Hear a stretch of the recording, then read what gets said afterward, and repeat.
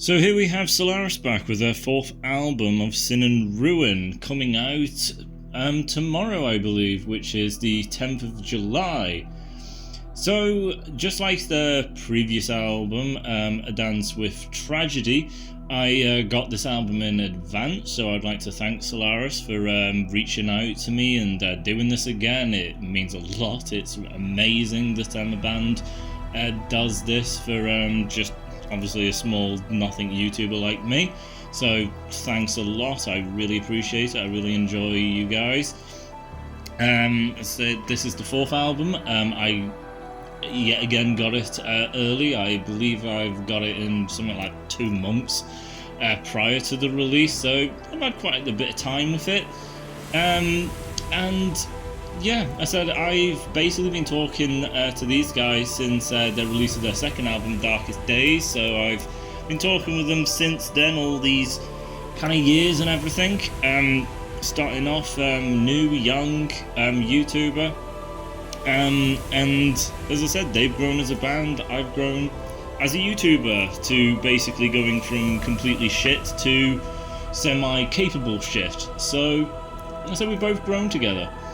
And as they've grown, so have I. My reviews have gotten a bit more short and concise, and the thing with a band kind of talking to you, giving you early access, them being that grateful towards you, you feel that you need to be grateful back. And in doing so, basically it means that doing the reviews, you don't want to upset them. Not that I've had anything negative to say, I've loved their work and everything, but people who listen to reviews where it's like, oh, they got early access, they're friends with the band and everything, they're going to be friendly, they're not going to have a genuine opinion. So I'm going to basically state here, as a reviewer who's grown and everything, I'm going to be 100% truthful when it comes to this album, good and bad. I will state what is wrong and I will state what is right. I'm going to be 100% honest, even with knowing the guys, talking to them, and as I said, them being nice and giving me the early release, I am still going to be genuine. So if there's something bad I have to say, I will say it. So, with that being said, let's just kind of go into it. We have 9 tracks on this album, and I believe the album lasts just over 15 minutes, which is not too bad. It's been something like 4 years since the release of the last album, so they've been away for quite a bit, so it's kind of exciting to kind of get back with them. Solarus is a female-fronted metal band. They're very, very technical, and I said this is one of the good things. So as I say, starting off with good, Solarus I think is a godsend of a band to kind of have in metal these days, with it being female fronted. So when metal started, it was basically a man-only kind of thing. Only men can listen to it. Only men can be in metal, and women kind of really had to kind of fight and show that they also have a right to this genre. And over the years, that has gotten kind of easier and easier for them, but it's been a struggle. But even as of today, for me personally, I find that women in metal, when it comes to vocals, metal, the music behind them kind of has to kind of adjust. So you have women who in metal sing very operatic, but it means that the music behind them is very orchestral with a lot of symphonic elements, and then the band in the background are basically just being a wall of sound and just supportive. A lot of the time the guitars are out of the verses for the entirety. They basically just stand there, don't play anything, don't do nothing, because while they're operatic, if a heavy guitar comes in, it's deemed as they get drowned out. And then other females in metal, the metal's more kind of pop orientated because it can't be that aggressive or heavy. And then other females now start screaming. And when they scream, that's when the metal comes in, because when they're singing as a woman's voice is not gonna basically be able to support itself under the heaviness of metal, and that is technically the vibe I get. that when a woman sings, guitars and all that heaviness kind of has to drop because a woman can't do it. I don't personally think that, but I believe that's the way metal and musicians see it. And I think it's quite appalling. Solarus don't do this. I think Solarus are one of the only bands, there are others, but with Sarah D's voice being the way it is, I think they're one and only. And that is one of the great things about Solarus. So, Sarah D is classically trained, so she has a phenomenal voice, but her kind of background in music is pop rock, not exactly metal. So when she came into Solarus, she kind of felt, is my voice good enough for this? Am I being heavy enough? Do I suit this? Because Sarah has a very angelic voice. It's not like Britney Slays of Unleash the Archers, who is very kind of like aggressive in her voice. Not like she sounds terrible aggressive, but she has a lot of power behind her, like Bruce Dickinson and vocalist of Queensryche kind of style. As for Sarah is unbelievably angelic sounding. And then typically, as I stated with metal, if you have a voice that is so angelic, it's usually really not supported by the band of metal because it's too overly angelic. Solarus basically put the middle finger up to this and go, fuck off. Yeah, we can still basically be a metal band and be very, very technical, and it's not going to drown Sarah out in the slightest, and it's not going to sound weird, it's not going to sound awkward, it's not going to sound silly. We can really be heavy and brutal and everything, and yet still have an angelic singer singing over the whole thing, and it still technically works. And it does. I said you got bands like Unleash the Archers and all the rest, but for such an angelic voice, backed up with all these soaring lead works and Meshuggah-style riffing and everything, and solos and intense guitar playing non-stop through verses, and Sarah being so high and angelic, works. So it's why Solarus, I think, is so important, because it literally shows that a female with such an angelic voice like this doesn't mean that metal has to be sacrificed and the band has to really take a step back because of the singer they have. It works. Sarah proves it. And as I said, that is the greatness with Solarus. They have soaring leads, they have an angelic voice, the band are always playing, they're always technical, there's heavy riffs going on, there's solos in every single song. They don't just miss it out and just try and keep Sarah the front and centre, because metal these days is always kind of singer focused and the music is just basically the template and that is it. They're not there to be creative or show their talent or techniques or anything, musicality, creativity, nothing. They're just a template and that's it. It's like the whole band are on show, and it doesn't drown out Sarah, because Sarah is still an incredibly powerful front and centre piece that is never ever drowned out. There is no song that does that. So yeah, you got the leads, you got the soaring lead melodies. Again, a lot of metal goes heavily into just doing chords and everything, just power chords and everything, just riffs. And that's it, it's just riffs and riffs and riffs upon riffs, and then they only basically let loose when it comes to a solo, which kind of gets a little kind of boring and a bit too kind of like repetitive and a bit too heavy. With a lead soaring intro and then out of a chorus or into a chorus, the lead work gives it such an immense musicality and melody that doing just a heavy riff just does not convey. It's just expansive, it's beautiful, it soars, it's technical, it shows more talent and creativity, along with the fact that they do heavy riffs at the same time. And then with all the great solos, which are very technical, but at the same time he knows when to not keep going, to take a second break and then go back to it. And then, as I said, Sarah just has a phenomenal voice. And then personal for this album that is different to their previous, and there is a bit more in the way of heavy riffing. It's a bit more riff-driven, this album, compared to others, where there's just a hell of a lot of leads going on. Technically what I prefer, but it's good to kind of get a little bit of diversity instead of just being the same. And then one of the big points is the last song, the title track of Sin and Ruin. 15.5-minute track. Basically not gone in too deliberately, this was actually done by mistake. Lucas, the founding member and the guitarist, basically was writing the song and just basically kind of just kept going, because it just kept going and going and going and just adding to it. He didn't specifically want for that, but it's just the way it went. And it is the biggest thing of the album, is that song.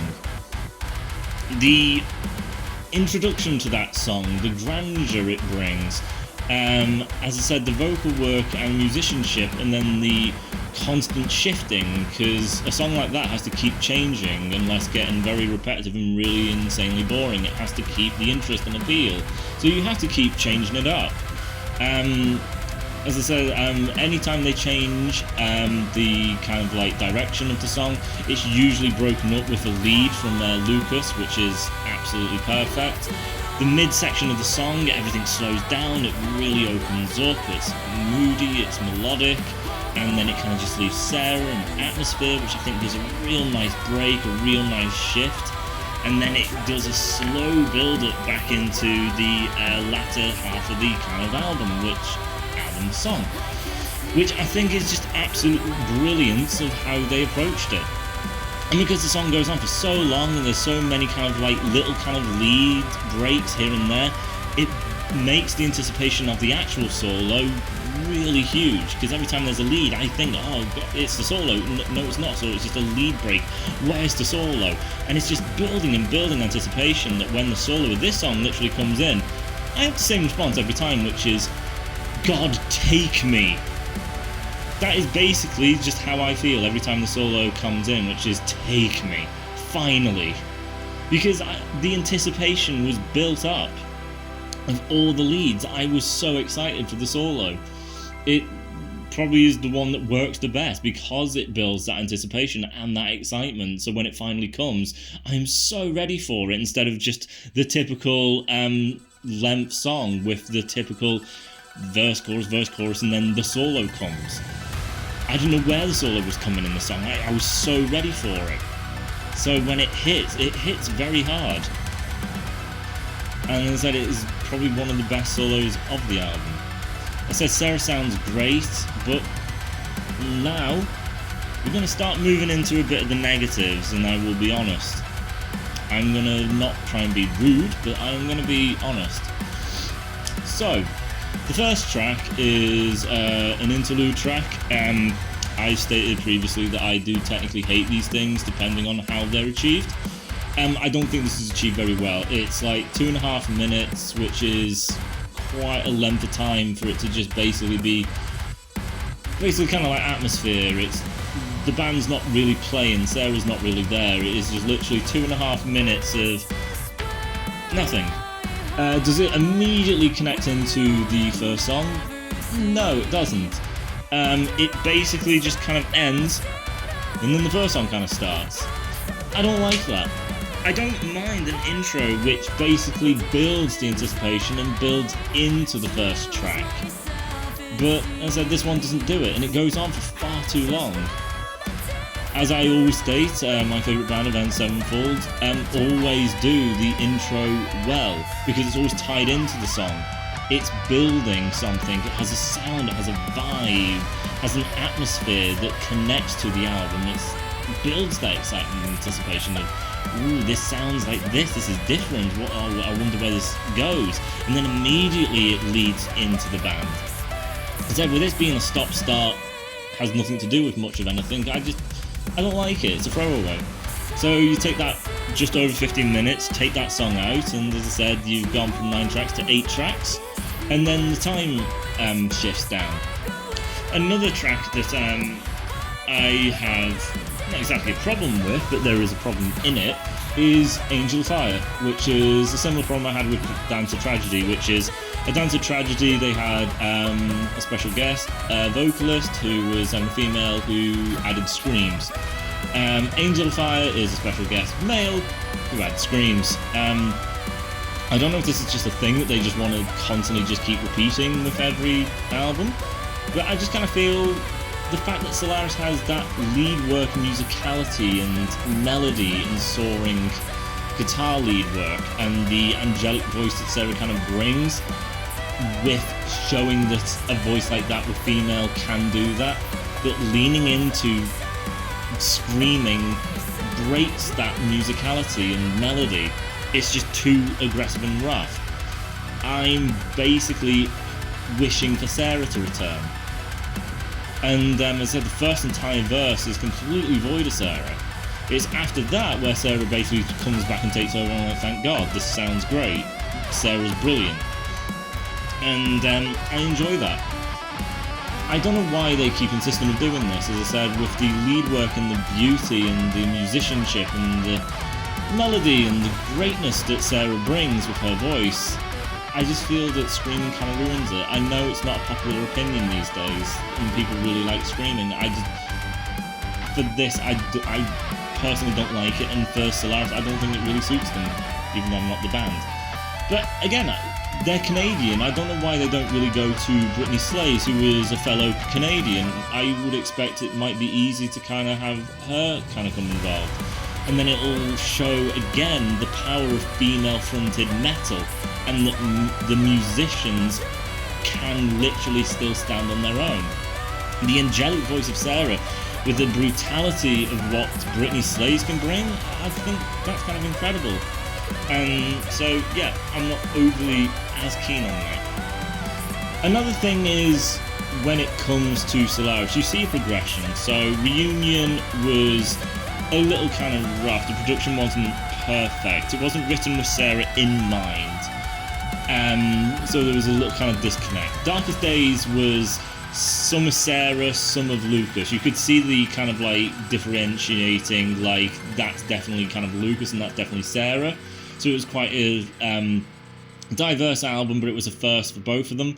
Dance with Tragedy was kind of like, okay, they're comfortable, it's mature, the production value went really high.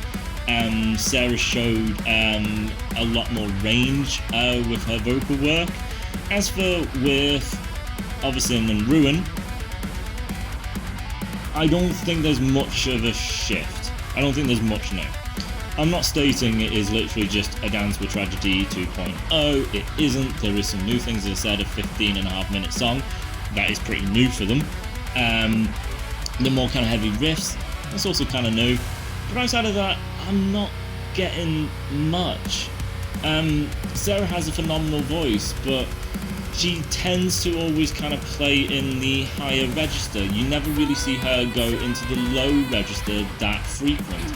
At Dance with Tragedy, there was the song The Keeper where she broke out into operatic. It was incredible, it was so good. People praised the living daylights out of her for it, the band themselves. And Sarah is such a humble person and is just so shy and everything. And she's like, oh, I kind of did something different, I hope it works. And even coming in on the first album, I don't know if my voice really suits this, I don't know if I'm good enough. It's like, she's such a great vocalist and she's so shy and so timid. She needs the confidence. And I just don't think she's being overly confident. You don't see much operatic singing from her in this album. There is a little trace of it towards the end of the album in one song, in the bridge section. She kind of goes there, but not fully, not like The Keeper. I was hoping they'd really lean into it, given how well received it was with The Keeper and Dance with Tragedy. I said that song blew up so much solely because of Sarah.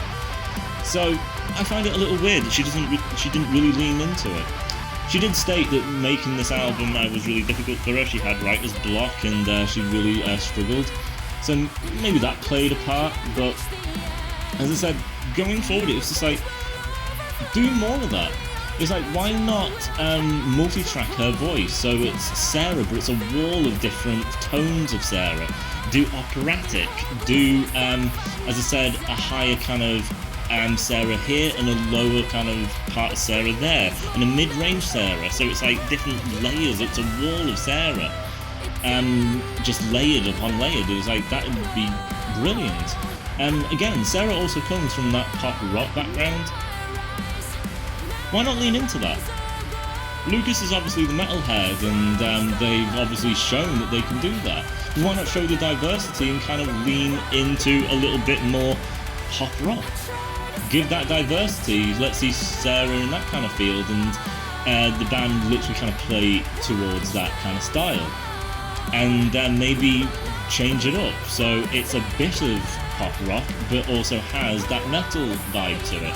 It would also change things with Lucas, which again is a thing to kind of lean into, which is, again, his solo work is kind of great, but memorable aspects I don't get many.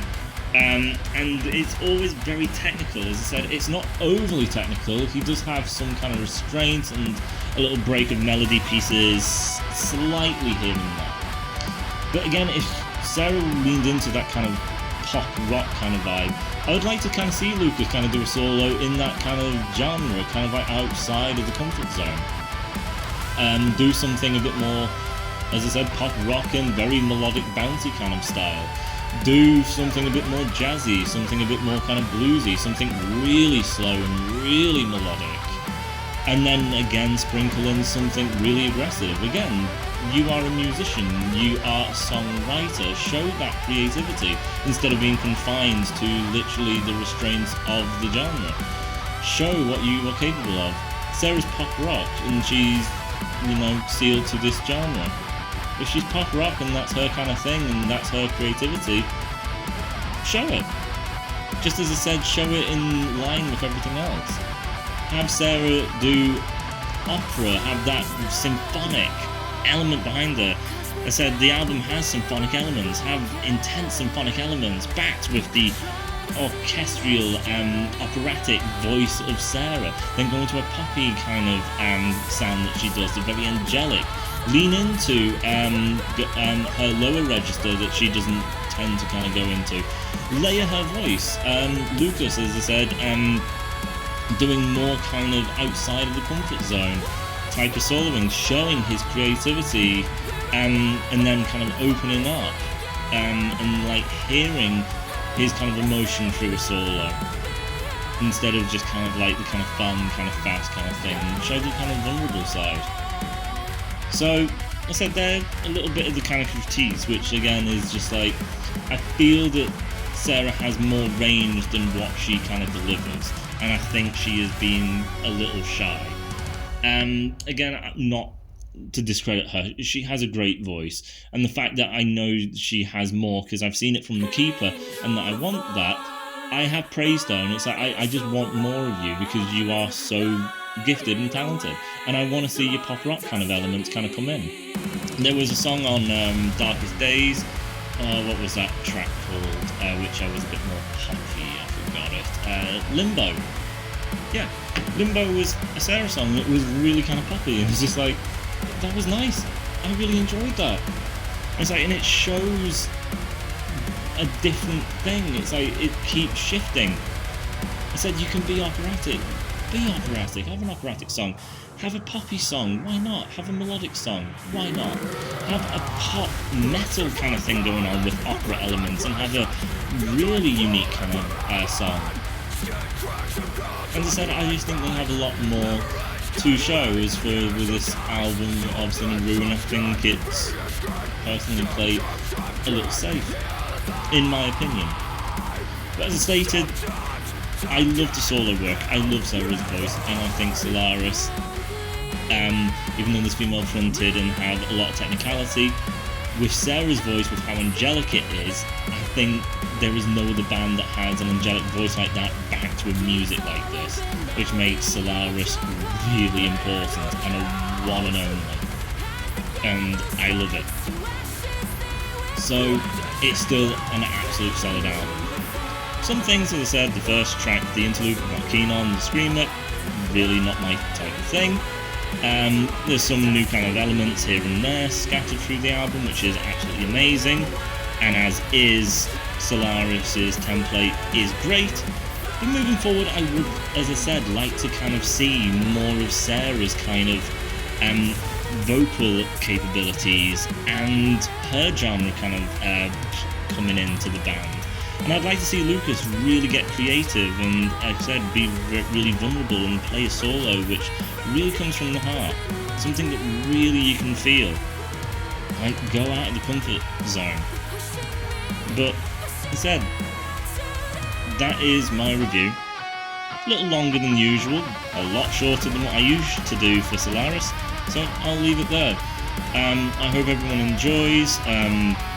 Go out and get this album. It is an independent release again, so the band really needs the support. I really hope people buy the album, buy a t-shirt. Canadian money is dirt cheap, so a CD and a t-shirt for me is like £35, that's it.